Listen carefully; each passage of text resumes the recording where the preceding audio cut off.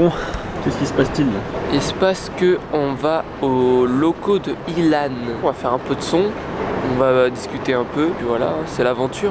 Attendez, partez pas, venez on se refait une intro peut-être un poil plus dynamique. Il y a quelques mois, je tombe sur le live du rappeur Daniel, et là je vois un gars qui fait des mélos de fou, qui touche à tous les instruments et qui a l'air grave bonne vibe. Bref, les mois passent, on crée le point de départ, et je dis à Alex, mec, ce serait pas trop lourd si on pouvait avoir Ilan sur la chaîne. Vous connaissez vos boobs, on lui a proposé, il était trop chaud. Voilà, on vous spoil rien de la rencontre, bonne vidéo là-dessus.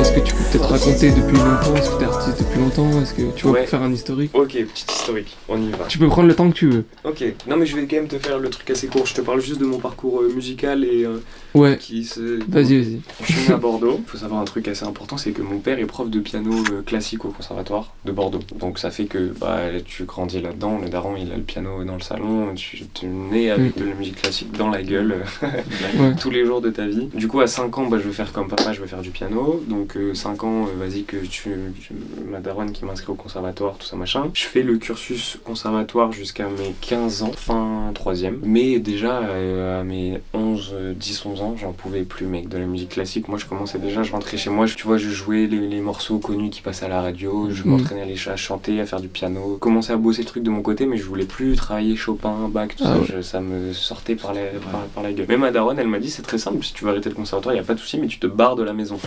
Quoi? Moi j'ai 12 ans. Je dis, bon, mais wesh, c'est une religion.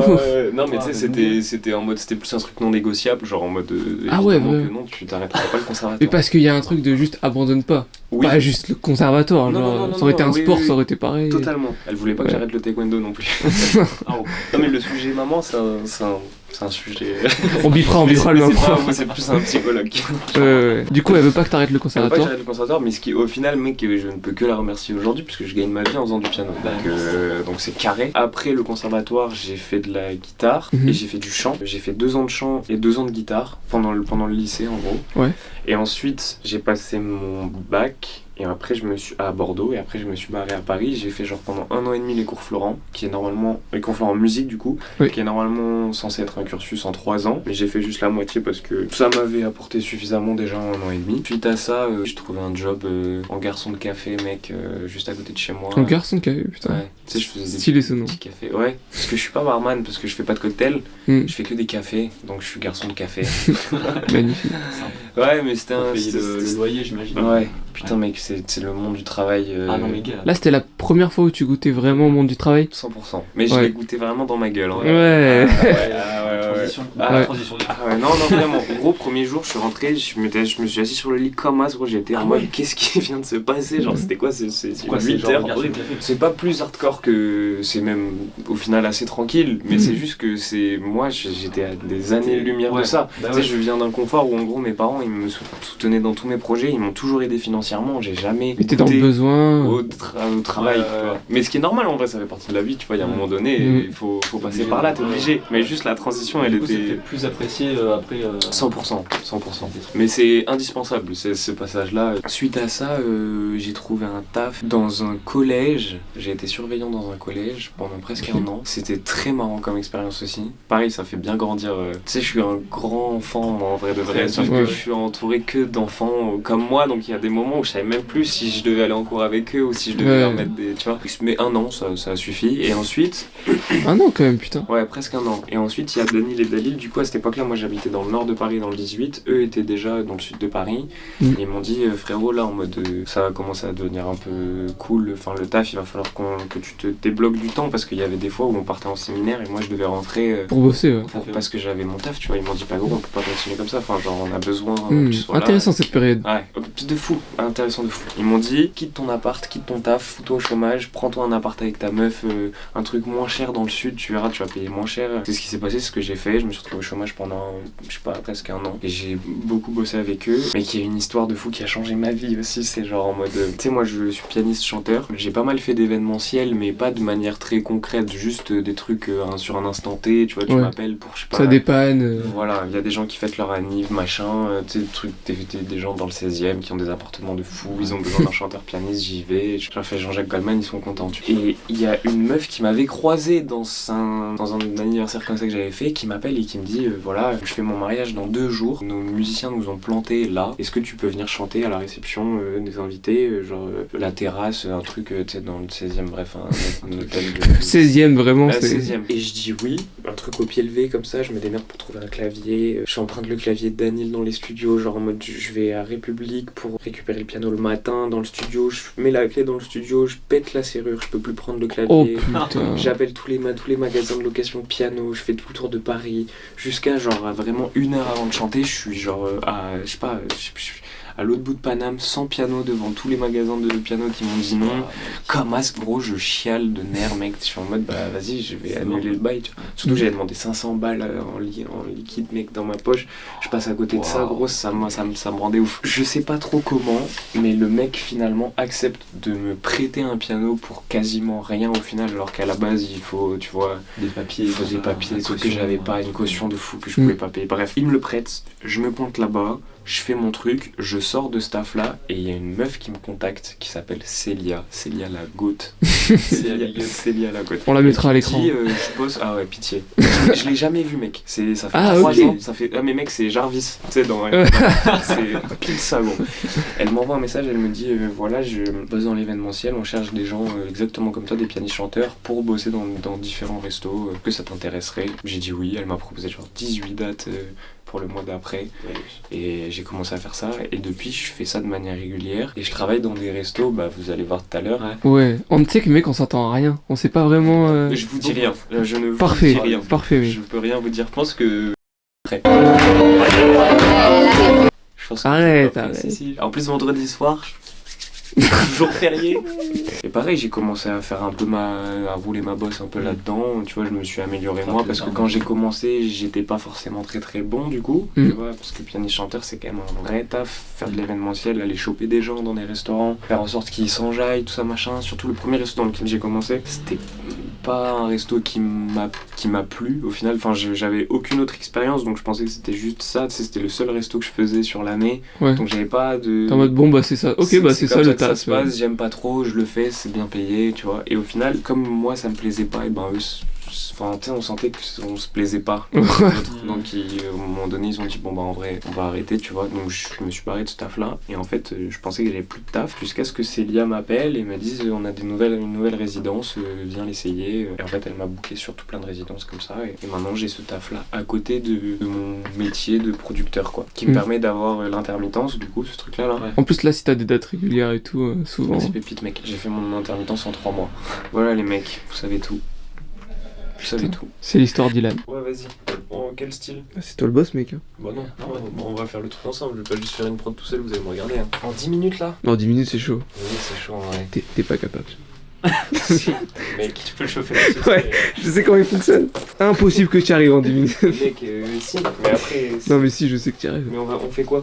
Putain, j'étais chaud de devoir pianoter un peu là. Vous allez me voir pianoter? Mais vous allez me voir pianoter ce soir? Non, c'est plus ton schéma de pensée et tout. Peut-être tu peux le dire là sans jouer genre. En fait, moi déjà je fais jamais de musique tout seul. J'aime pas faire de la musique. T'aimes bien ce truc de collectif, ouais, ça sent moi ça me fait chier de composer tout seul, mec, c'est pas pour ah ça ouais, que je fais de la musique. t'aimes pas les trucs dans ta petite bulle en mode je compose ce que je veux? Non, pour faire de la création, j'aime pas. Ensuite, s'il faut par exemple juste retoucher, faire du mix, des trucs, des machins, je peux rentrer chez moi, rebosser la prod pendant des heures, c'est pas au boulot souci, quoi, vraiment. au travail.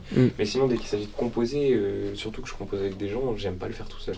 C'est pour ça que si on est... Là, t'as vu, tu m'as dit, tu vas nous faire une prod, j'étais en mode, bah non, les mecs, Ouais, j'aime bien. On va tous s'y mettre, là. Vas-y. Vas-y, mais trop chaud. Ouais, c'est un truc un peu collectif, j'aime bien, en fonction des artistes avec qui je bosse, savoir un peu ce qu'ils aiment, ce dont ils ont envie, ce dont ils ont besoin. Parce que le but, c'est quand même de placer de la musique et de faire en sorte que la musique sorte. Donc, par exemple, si je vais bosser avec un artiste qui bosse sur son album et qui par exemple a déjà genre 5 betus dansants, je vais pas venir le voir et lui dire frérot on va faire un betu dansant. Je vais dire qu'est-ce qui te manque sur l'album et on va faire ce qui te manque. Il y a un peu de strat quand même. Il y a de la strat. Donc là par exemple qu'est-ce qui te manque sur ton album à toi? Sur ton album j'en suis là. Projet. Non mais je sais pas, il y a un truc un peu piano aussi, t'es trop chaud. T'aimes vraiment pas les dimanches? C'est trop chiant les dimanches mec. Vous aimez les dimanches?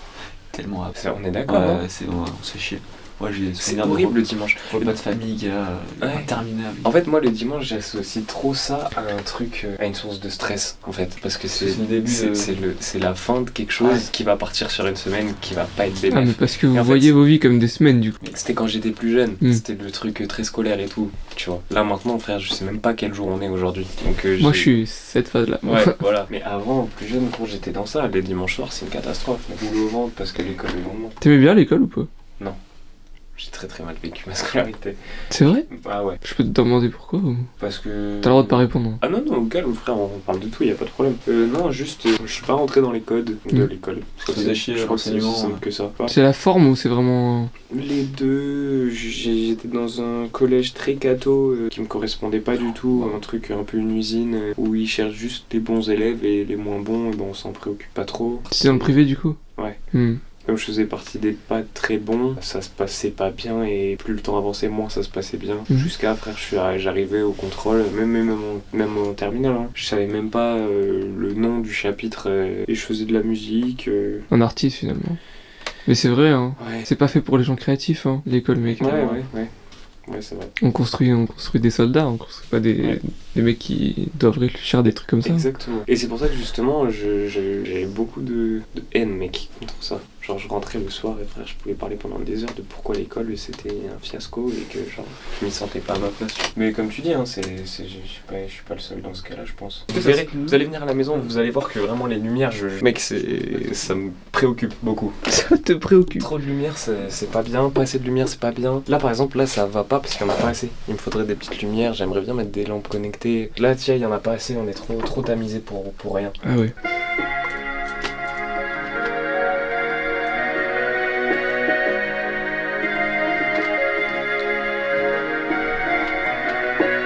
Je parle en connaissance de cause, mais t'as vraiment ce truc de... Mais qu'est-ce que je fous dans ce truc-là, là? Mais c'est pour ça que le système est tellement mal fait. Tout le monde est d'accord sur le fait que c'est de la merde et qu'il faudrait refaire tellement de trucs. Mais ils ont essayé, Et- je crois. Là, tous les ans, c'est différent. C'est J'ai des l'impression. réformes et tout, mais... Le bac, ça a changé, c'est plus ça. Maintenant, Mais c'est on le trouve fond qu'on qu'il faut continue. changer, non, c'est ouais, pas la forme, tu vois. Si on se concentrait plus sur... Franchement, venez, on rend les gamins heureux, plus que performants, tu vois. Ma mère travaille dans le prêt-à-porter et c'est un peu... Elle est passée un peu à côté de ce qu'elle aurait voulu faire. Tu fais partie de ces gens qui n'ont pas la chance d'être animés par quelque chose et qui du coup subissent un peu plus leur travail qu'autre chose, tu vois. Elle voulait absolument pas ça pour moi et donc elle voulait que je fasse les meilleures études possibles. Donc elle me mettait beaucoup de pression et ça fait aussi partie des raisons pour lesquelles j'ai pas très bien vécu ma scolarité. Elle m'a toujours soutenu, hein, même que je fasse de la musique et tout, ils ont toujours été derrière moi. Juste ma mère, pareil, elle veut que je continue de chanter, elle aurait aimé que je chante en anglais, elle aurait aimé que je fasse ce style de musique, elle aurait aimé que je m'habille comme ça, elle aurait aimé que je fasse tout ce que je ne fais pas, quoi. Donc voilà, mais après elle capte, enfin tu vois, moi maintenant je vis ma vie, je gagne ma vie, je kiffe ma vie. C'est les profils où faut les rassurer un peu, tu vois. Ouais, c'est ça. Mais je le fais et en vrai, elle voit que ça se passe plutôt bien pour moi, donc ça va. Elle est déjà venue à un concert ou... Non, pas encore. La cigale, mec. Ouais, mais non, je la ferai venir au truc où je suis là de A à Z, quoi. Hmm. Où je joue, je suis là, je fais partie du truc vraiment de A à Z. Là, eux, c'est encore un peu abstrait pour eux, malgré tout, parce que Ouais, c'est ça, ils c'est voient ça. pas grand chose, ils sont pas un peu dans le jus du truc. Ils voient juste que ça avance bien, qu'il y a la cigale qui est à l'Olympia et que ça commence à rapporter un peu Ouais, que tu gagnes ta vie, ce quoi, travail. tu vois. Ouais, mais c'est pas très concret encore. Ouais, je peux comprendre. Hein.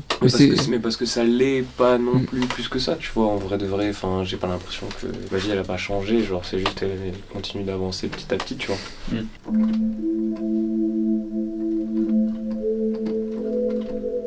Là, tu réfléchis ou pas? Ouais. Tu réfléchis à quoi?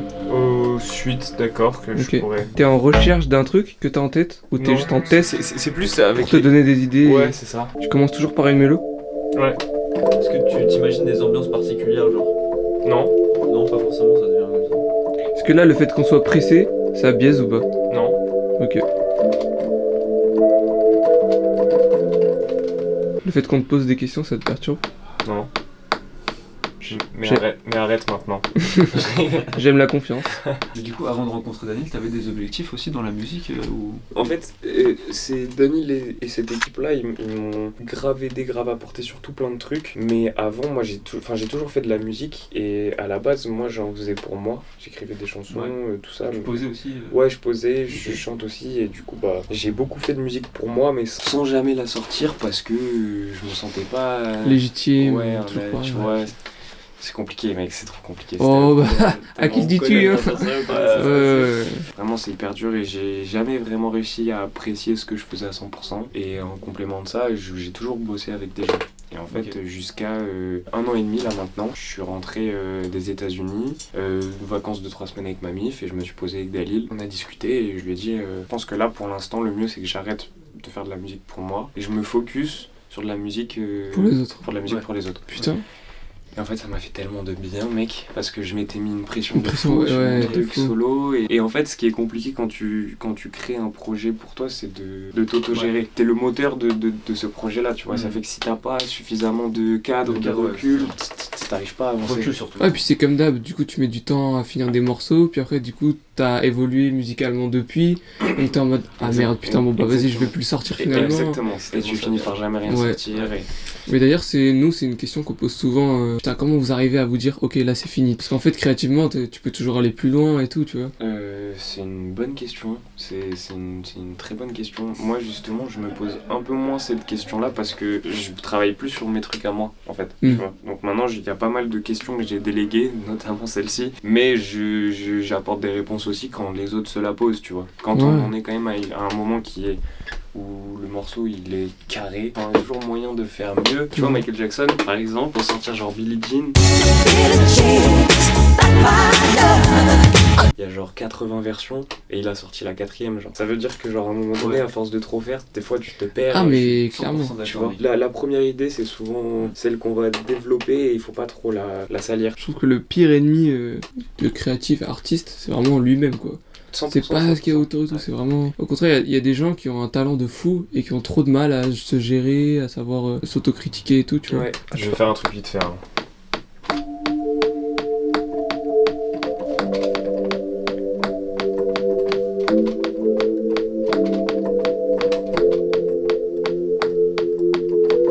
Game changer ou pas, Ableton? Game changer de baiser. C'est bon, tu m'as convaincu. Est-ce que tu mets tes mélos comme tu chanterais? Ouais. Ok. Donc t'es tu top line avec ton piano en fait. C'est ça. Fort.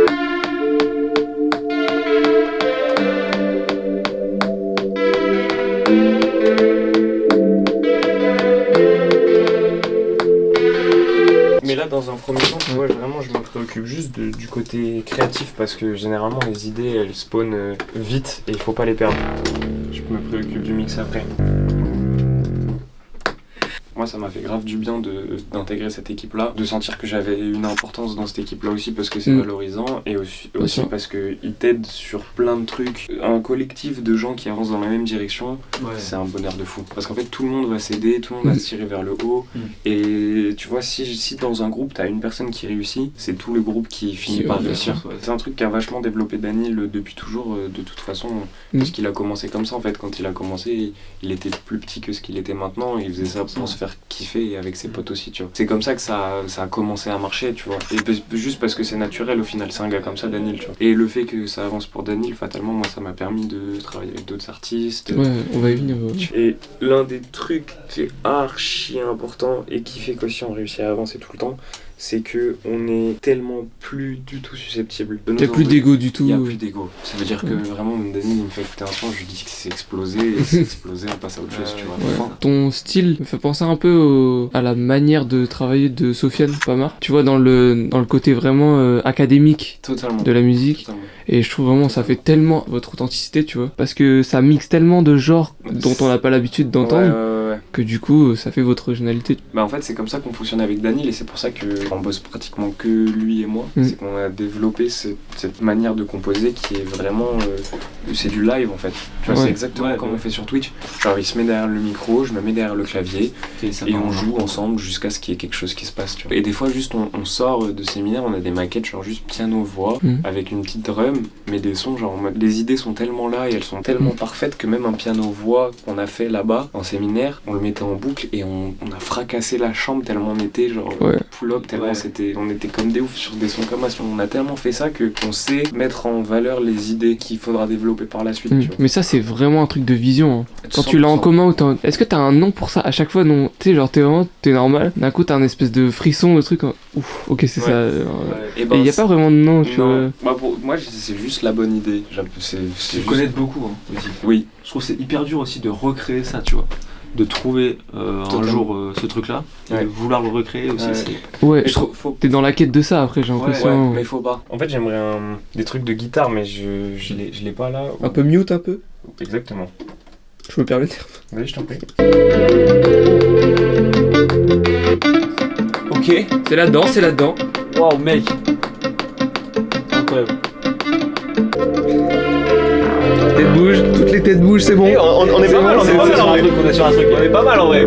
Classique. Après, il y a un truc que je fais de plus en plus en ce moment, c'est d'écouter juste les mélos. Il faut que tout tombe plus ou moins ensemble, Ouais, ok. tu vois. Faut pas que ce soit brouillon dans les mélos. Voilà, là, il y a des notes en trop là. Ça, c'est lourd. Tu reviens sur tes trucs du début. Ouais. Tu plaques toutes les idées, après tu choisis en fait. C'est ça. Bon. Beaucoup plus clair, quoi. C'est ça, c'est plus lisible. Ouais. Parce que le but, c'est qu'on retienne toujours une mélo. Faut toujours qu'il y ait un truc qui soit catchy, faut sélectionner la mélo la plus forte.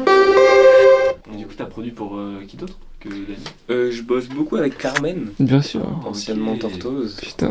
J'aime trop ce mec. En gros, ce qui s'est passé, c'est qu'il a envoyé de la force à Danil sur Insta. Parce que Carmen, c'est un humain Ah, juste un message. génial. Mais Ouais, putain, mais mec, moi j'ai vraiment d'extérieur, pour moi c'est un humain de fou, mec. Mais c'est l'un des chaque meilleurs fois, hommes que je connaisse, vraiment. C'est trop un bon. Il est il est trop génial ce mec. Je l'aime trop. Il m'a trop aidé aussi, il m'a trop apporté ce gars. Il envoie du coup le message à Danil. Danil.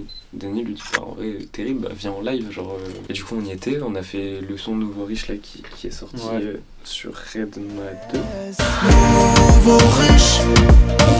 Un jour on me dira que moi je suis un nouveau riche. Et Carmen à ce moment-là il bosse sur l'album qui va arriver prochainement. Et en fait il nous a fait écouter des trucs et je lui ai dit mais gros moi j'ai capté de fou la vibe, viens on bosse ensemble. Genre. C'est génial, on est rentré dans un cercle vertueux qui est trop cool avec ces gars-là, c'est que Danil ramène des gens en live, des gens avec qui généralement on s'entend super bien. Moi, s'il y a un bon feeling, je dis à ces gens-là, bah viens je bosse avec vous, comme ça c'est carré. Et du coup tous les gens qui la ramènent en live, moi j'ai fini par faire des sessions studio avec eux. Enfin tu sais, tout le monde y trouve son compte au final. Et du coup bah j'ai dit à Carmen en mode vas-y je kiffe, je vois pile où tu vas aller, viens on essaye, on fait du son ensemble, on voit ce qui se passe. Et la semaine d'après, je suis parti à Grenoble chez lui.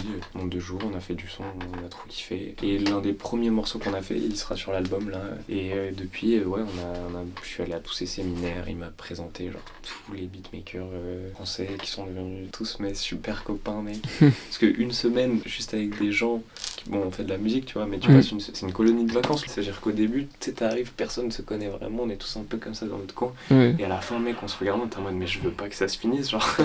Ouais, mais je trouve on continue. l'art ça rapproche tellement, mec. C'est une folie. Carmen, c'est grave un mec qui bosse aussi avec le cœur, tu sais, il aime bosser avec des gens avec qui ça se passe bien, avec des bons humains en fait. Donc à tous ces séminaires, il y a que des gens trop sympas, j'ai rencontré. Ouais, c'est ça. Et du coup, tu rencontres des gars qui te font rencontrer des gars. Exactement, qui me ramènent en session. Tu vois, C'est j'ai ça. rencontré Nardé, le beatmaker là. C'est chaud, C'est chaud, Nardé, c'est chaud. Qui m'a ramené en session avec Jula Green, tu vois. fort. J'ai rencontré tout plein de monde trop cool qui te ramène à d'autres sessions. Enfin, c'est la folie. Genre, c'est la De folie. fou. Nous, du coup, on se demandait un peu, est-ce qu'il y a un truc de cercle où genre c'est compliqué de rentrer dans le cercle, mais une fois que tu y es, c'est beaucoup plus simple pour.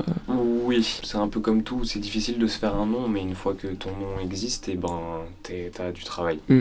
Mais faut y arriver. Et en fait, ce que je remarque petit à petit dans la musique, c'est difficile de se démarquer des autres, parce que c'est ça qui va faire que tu vas être rappelé. C'est juste parce que t'as un truc en plus que pas forcément qui est mieux, mais que les autres ont pas. Tu Tu vois, t'as des forces que les autres ont pas. Tu vois, moi je viens du conservatoire, je connais le piano, je connais la musique théorique, genre mieux que tous les mecs avec qui j'ai bossé, au séminaire de Carmen par exemple, tous les beatmakers actuels, parce que la plupart des gens qui bossent dans le rap et même un peu dans la pop, c'est des books qui ont plus le côté geek. Tu vois, le FL Studio craqué, machin, le classique. Mort. Mais qui sont trop forts là-dedans, qui font des trucs. Mais carrément. C'est trop stylé cette manière de bosser. Mais comme moi j'ai une approche qui est différente et qui peut apporter des trucs différents aussi, et ben ça fait que des fois on peut m'appeler pour ça. Je sais pas s'il faut avoir des trucs genre full mélodique, des trucs un peu jolis, des suites d'accords un peu évidentes. Là t'es en mode, ok, il manque un truc. Ouais, je veux un. Ok, il manque un nappe, truc quoi. Non, en fait j'aimerais un synthé un peu agresse. Un truc comme ça.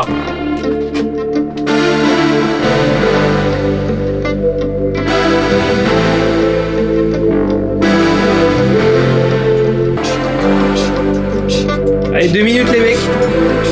Tu vois comment on les entend les drums là, comment ça va tabasser ça. Il est en difficulté. Je suis perdu. Titre de la vidéo. Non, c'est pas vrai. La goutte sur le front. Oula. Attention. Arrêtez, je fais des misclics. Comment je fais déjà? Ah voilà. La pause de producteur. Ouais. Dans l'écran. Oh. Le dernier séminaire qu'on a fait, c'est pour commencer à bosser sur l'album de Dany. Et tu sais, moi, genre une semaine avant, album de Dany, j'étais en mode... Là, on m'a dit qu'il va falloir faire mieux que tout ce qu'on fait, alors qu'à chaque fois qu'on bosse, moi, je suis là à 200%, tu vois, genre...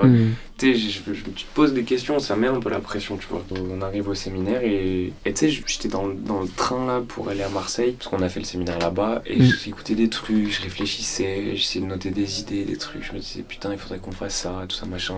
Et tu sais, je commençais à préparer le truc dans ma tête, me mettre un peu la pression et tout, je suis arrivé. Au final, on s'est posé avec Daniel, on a fait ce qu'on sait faire, on a juste fait de la musique, et en fait, je me suis rendu compte que ce qu'on faisait, c'était mieux, parce qu'en fait, on continue de faire ce qu'on fait et qu'on s'améliore à force de le faire, tu vois. Et en fait, c'est juste ça. L'art, c'est juste ça. Faut pas se préoccuper de si ça va mieux marcher, faut juste faire. Et en fait, tu gagnes de l'XP, quoi. Genre, conscientiser, ça a jamais vraiment aidé. Exactement. Faut que ce soit instinctif, quoi. Exactement. Et ça se voit d'ailleurs quand c'est calculé, je trouve. Ça s'entend, en fait. Ouais, 100%. Dès que ça touche au créatif, de toute façon, trop réfléchir, ça t'aidera jamais. C'est jamais très bon. C'est comme d'arriver et de dire, on fait un hit, là. Ouais, ça a pas de sens. Impossible. Ouais, ça a pas de sens.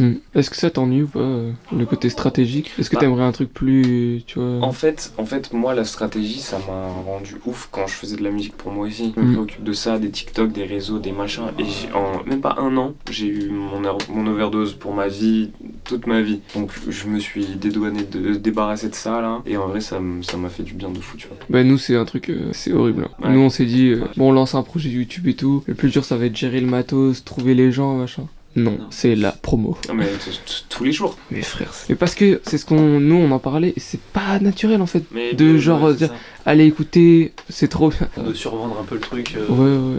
La qualité fera le succès, machin. Sauf que bah, dans une ère comme la nôtre, ça marche pas comme ça, quoi. Malheureusement, non, ouais. Non mais c'est infernal, hein. Et vraiment, mais faut pas lâcher, malgré tout. Je vous jure que faut pas lâcher. Ma sœur, elle a fait une année de fac. Elle a pris les bourses, tu vois, classiques, genre 400-500 balles par mois et tout. Elle a fini son année de fac il y a genre 6 mois, 1 an et demi. Et là, ils lui ont dit, au fait, vous avez loupé un examen, vous nous devez 2400 balles, mec. Rien que... Je te jure, mec. Non. 2400 balles. Quoi? Écoute-moi bien, elle a reçu un courrier avec un chèque où t'as juste à mettre genre ton nom, ton prénom et ton RIB. Et ils disent, vous nous devez tant. Il y a aucune explication. C'est juste, vous avez pas respecté les règles. Et elle a eu genre aucun avertissement, rien. Ça s'est fini comment? Elle va la payer. Et tu sais que mec, elle a envoyé genre 3 recommandés, parce qu'il y avait une échéance, tu vois. Jamais une seule réponse. Ils ont appelé genre tous les organismes et tout, aucune réponse, rien. Mais c'était pour de vrai, c'était pas un fake genre? Ah non, mais je pense que c'était pour de vrai. Bah ils ont vérifié l'adresse et tout, tu vois. Okay. Non, parce qu'il y avait des infos, vraiment, c'était l'école quoi qui les avait. Oui. Du coup, les NAS, tu vois ça. Désolé. Ça fait une super anecdote, je suis désolé, mais... Big up. Ouais, horrible cette anecdote, vraiment j'ai pris pour que ça ne m'arrive jamais. Désolé Léna, hein, mais j'ai pris pour pas avoir ta life là actuellement. Le label est hyper carré, genre dès qu'il y a un son de Daniel qui sort, moi je fais facturer les prods, j'envoie les trucs, ils me payent en cachet ou ils me payent sur facture, c'est hyper carré mec, c'est un bonheur mec. Mais ça du coup c'est qu'il y en a d'autres où c'est catastrophique ou... Ok. Bah déjà dans le rap c'est... Ah ouais ça veut t'entuber mec. C'est un truc de requin quoi, vraiment. Ça ressort. Ah ouais. Mais c'est trop marrant d'ailleurs parce que je parlais avec un mec qui s'appelle Benji, c'est l'un des... Ah mais oui, il est trop du bordel et tout. Benji. Ah, vous êtes chaud. Bref, Benji, c'est le sang pareil, que j'ai rencontré au label au séminaire de Carmen. Et je parlais avec lui et tout, il m'a dit, mais gros, je travaille avec des mecs qui s'appellent Huss l'enfoiré, frère. C'est écrit dans son blast qui va te la mettre à l'envers, genre. Ouais. Tu vois, c'est cohérent, gros. Même des nardés, frère, qui fait des prods pour Gazo, il le paye 500 balles la prod, c'est ce que je prends pour Daniel, gros. En fait, on dirait pas de l'extérieur, mais c'est vrai qu'il y a des trucs, c'est bancal de fou. Ouais. Hein. Parce que c'est la rue en vrai. Hein. Ouais, de vraiment fou. la rue, hein. Mais c'est des bâtards, gros. Je te jure. Et pas que les plus gros, hein, même des petits. Hein. Mais pareil, Daniel, il a été en embrouille avec des rappeurs qui font des millions de vues quand même, qui sont là en place, tu vois, pour qu'il a produit.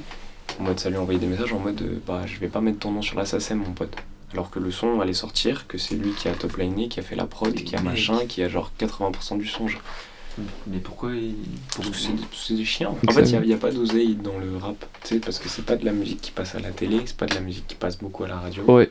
Donc il n'y a pas d'oseille, parce que l'argent des streams, c'est que dalle. Donc ça veut dire que le moindre sou a son importance, et ils te la foutent à l'envers. Que dans la pop, c'est des trucs qui passent à la radio, c'est des trucs qui peuvent potentiellement passer à la télé, et là, gros, laisse tomber le... Là, ça c'est. Là, ça c'est mais tout ça. C'est trop grave, c'est trop Ah grave. ouais. La télé, c'est imbattable. La radio, ça arrive juste en dessous. Les streams. Par rapport à ça, c'est genre... Ah ouais, là, c'est que les streams c'était un... Rien du tout, mec. Rien du tout. Du coup, c'est pour ça que des Jean-Jacques Goldman qui ont rien sorti depuis 20 piges sont très très bien, quoi. Ah, mais c'est pas très bien, c'est Ça que passe à la radio, il est invincible. Frère, des gens qui passent sur Chéri FM tous les jours là. Ah ouais, non mais Putain, mais Ah, ça, c'est... mais t'as pas idée, mec. Je crois vraiment que t'as pas idée. Même Maître Gims et tout, c'est une dinguerie. ouais, j'avoue, Maître Gims par contre. C'est pour ça que les gens ils disent l'assassin de Maître Gims. Ouais. Ah, gros. Mais je crois qu'il y avait une histoire où moi de la scène devait des sous à Maître Gims, genre. Non, ça c'est Jean-Jacques Goldman. Ah, c'est Jean-Jacques Goldman. Non, Ok. Si, c'était Ouais, non, mais c'est pas une. C'est un mythe, quoi. C'est un mythe, Ah, ouais. ok. C'est comme le mythe qui dit qu'il y a la statue de Jean-Jacques Goldman à la SACEM, pareil. Mais c'est très marrant. C'est Mais juste lui, que c'est des putain. mecs qui ont. Ouais. Le GOAT en vrai, mais je crois qu'il a tout compris. Hein.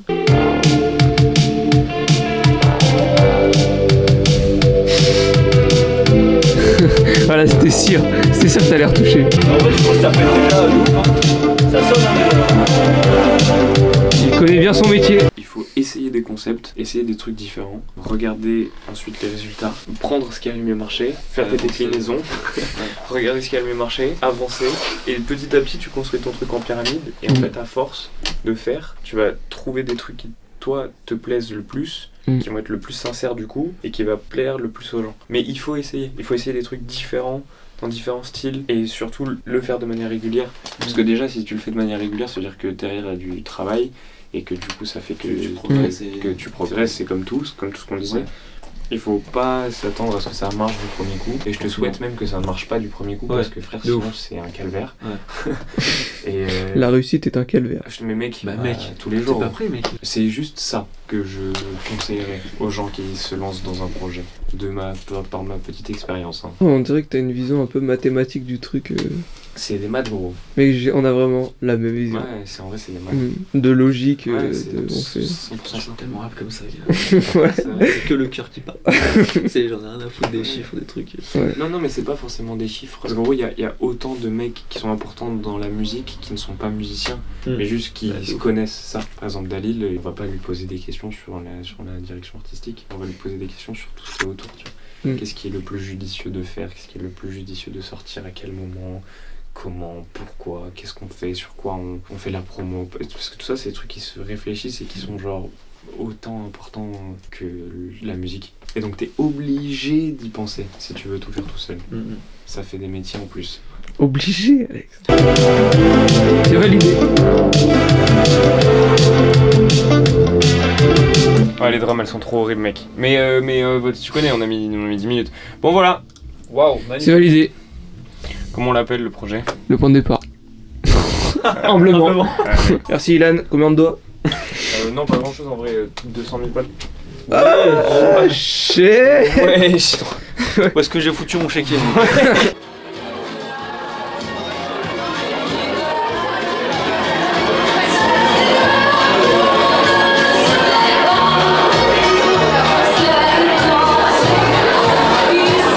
En fait, moi je me suis trop pris à ce travail, hein. J'aime trop ça me régale trop. Ouais. Mais comme je le fais pas énormément, de temps en temps ça me régale. Mais du coup, j'aimerais bien que les soirs où c'est moi qui fais, je sois annoncé et que les gens soient au courant que c'est moi.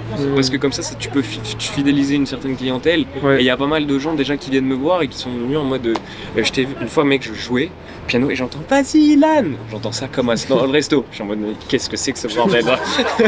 Et en fait c'était juste une meuf une daronne que j'avais rencontrée à Forest la semaine dernière et avec qui j'avais échangé et qui m'a dit qu'elle était là par hasard quoi.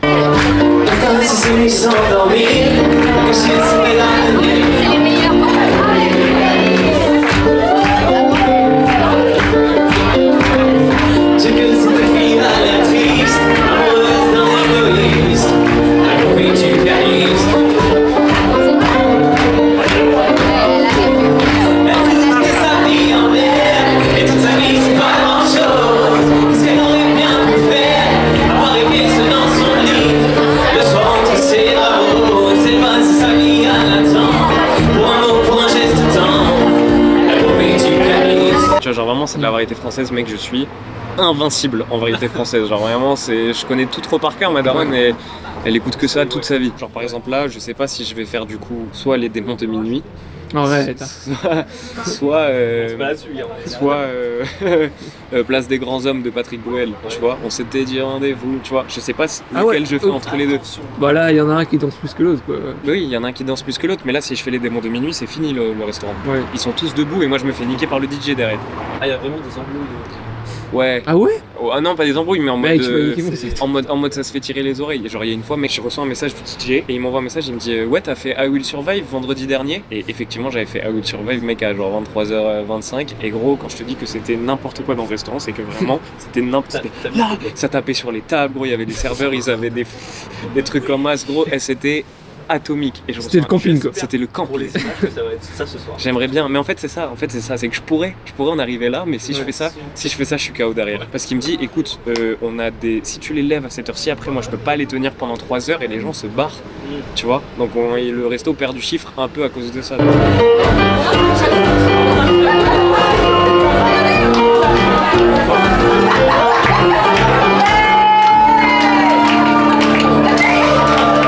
Ce taf il est tellement dur mec, faut avoir des compétences de fou, je me rends compte qu'il faut être hyper bon pianiste et hyper bon chanteur et t'as pas le droit de pas être hyper bon dans les deux. Et bah tu sais quoi, moi je dirais un autre truc, c'est que tu dois capter la foule aussi. Ouais. Et que pour moi c'est un autre truc. Mais ça, tu peux être un putain de musicien. Oui. Mais ça se travaille. Au début, j'ai commencé, j'étais dans mon coin, je voulais que personne m'écoute. Et à force, comme tu prends confiance, tu vois, c'est comme tout en fait. Tout s'apprend. Même ça s'apprend. Et tu fais ça combien de soirs par semaine? Ça dépend. Combien j'ai besoin d'argent. Ah ouais. C'est plus t'acceptes ou t'acceptes pas qui fait que tu joues pas. Tous les mois, j'envoie mes disponibilités à mon agence. Comme l'intérim. C'est totalement ça. Comme l'intérim. Et j'ai genre. T'es dans une agence de musiciens? Exactement. Ça s'appelle Rose Music. C'est des gens qui font de l'événementiel et en gros, ils font l'intermédiaire entre les restaurants et les artistes, que ce soit des DJ ou des orchestres, même pour des bar mitzvahs, des mariages, des trucs et tout. Big up à Rose Music. Je les aime.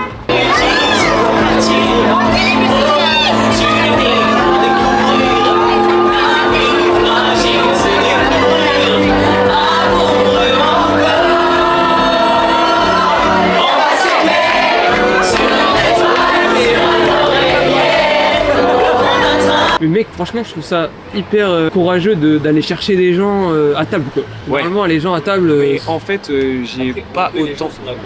Oui, voilà. J'ai pas autant de mérite que ça. Il y a des moments où c'est très compliqué d'aller les chercher et où des fois même je sens qu'il faut pas forcément que j'aille les chercher, qu'ils ont juste besoin de la musique d'ambiance. Et dans ce cas-là, je fais des trucs assez chill, tu vois, si je commence plus tôt, des trucs en semaine. Bon après en fait je dis ça mais non parce qu'ici c'est un truc festif et tous les jours de la semaine les gens ils viennent dans un restaurant festif et ils veulent que ce soit festif, donc en vrai même pas. Mais là... Et ça c'est horrible du coup, oui. Parce que quand c'est mercredi qu'il n'y a pas beaucoup de monde mais qu'il faut quand même faire du festif et aller chercher les gens, c'est là où l'exercice il est pas du tout marrant. Et le pire c'est quand il y a que des mecs. J'ai déjà eu une réservation, une private, mec ici, il y avait genre 120 mecs, que des hommes. Et c'était pas... Déjà c'était trop bizarre, l'ambiance dans le resto, je trouvais ça très étrange. Les mecs, il y en a genre 1 sur 10 qui chantent et il y en a 1 sur 100 qui dansent. Donc en mode si tu veux faire un resto festif avec des hommes, laisse tomber mec. C'est les sardines quoi. C'est les sardines ou c'est rien. Dans un avion sur le bord d'un bateau, on va s'aimer à se brûler la peau. On va s'envoler toujours plus haut. Oula. Exceptionnel. Non, le mec c'est fou. Il est trop fort.